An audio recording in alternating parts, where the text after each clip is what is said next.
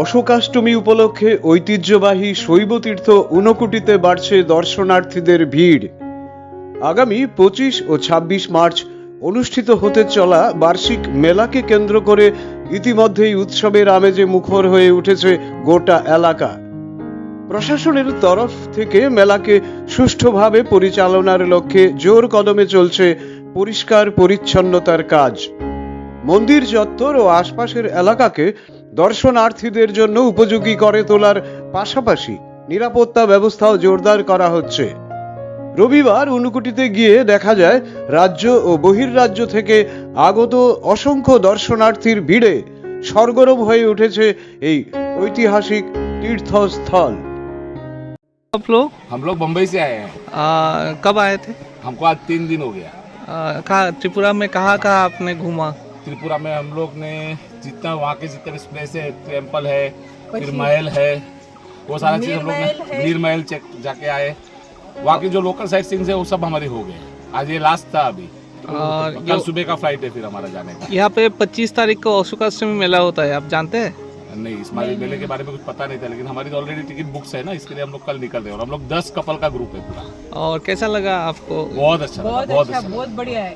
यहाँ आना चाहिए, वाइब्रेशन बहुत अच्छा है यहाँ का। और सबसे बढ़िया यहाँ का जो एटमॉस्फेयर है ना, वो बहुत अच्छा है, सही में बहुत अच्छा है। Thank you. क्या नाम है आपका? मेरा नाम है प्रकाश पटेल। और आपका? मेरा नाम संध्या प्रकाश पटेल। Thank you. ये सुबह निकलते हैं प्रकाश और मेरी शाम होती है संध्या। Thank you. अभी आसाम में तो कम से कम 4-5 दिन से इधर ही है, इसी एरिया में सब जगह पे घूम रहे हैं, तो बढ़िया लगा। रास्ते वगैरह भी ठीक है, अच्छा लगा। थोड़ा इधर माहौल भी थोड़ा अच्छा है। माहौल कहाँ से आए आप लोग? हम लोग महाराष्ट्र से, नासिक से आए हुए। कितने दिन के टूर है आप लोग? हमारा 11-12 दिन का टूर है। अभी तक त्रिपुरा में मतलब कितने दिन रहे और कहाँ कहाँ गए? अभी तो हमारा 24 तारीख तक है। 24 तारीख तक है। हम लोग 14 तारीख को आए हुए हैं। और ऊनकोटी मतलब देख के आपको कैसा लगा? नहीं, बढ़िया है। थोड़ा रास्ता वगैरह भी और हमको होटल वगैरह भी बहुत बढ़िया, अच्छा लगा वो। क्या नाम है आपका? ईश्वर भाई मावानी। नासिक से, महाराष्ट्र नासिक से हूँ, जैसे गुजरात से बिलोंग करते। থ্যাংক এবং কি দেখলেন ঊনকোটিতে, কি বুঝলেন এবং কিরম লাগলো আপনি? আমরা আগরতলা থেকে এসেছি, খুব সুন্দর লাগলো জায়গাটা, খুব ভালো লাগলো এসে। ঊনকোটিতে কি প্রথম এবার? হ্যাঁ, আমার প্রথম, কিন্তু আমার হাজব্যান্ড আর আমাকে এসেছিলেন। কতদিন থাকবেন এখানে?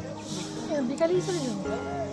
কেমন লাগছে ঊনকোটি দেখে? খুব ভালো, জায়গাটা খুব ভালো, ওয়েদারটাও খুব ভালো, না বেশি গরম না বেশি ঠান্ডা। Thank you. মেলাকে সামনে রেখে ইতিমধ্যেই বিভিন্ন ধরনের অস্থায়ী স্টল নির্মাণের কাজ শুরু হয়েছে। স্থানীয় ব্যবসায়ীদের পাশাপাশি দূর দূরান্ত থেকে আসা বিক্রেতারাও দোকান সাজাতে ব্যস্ত।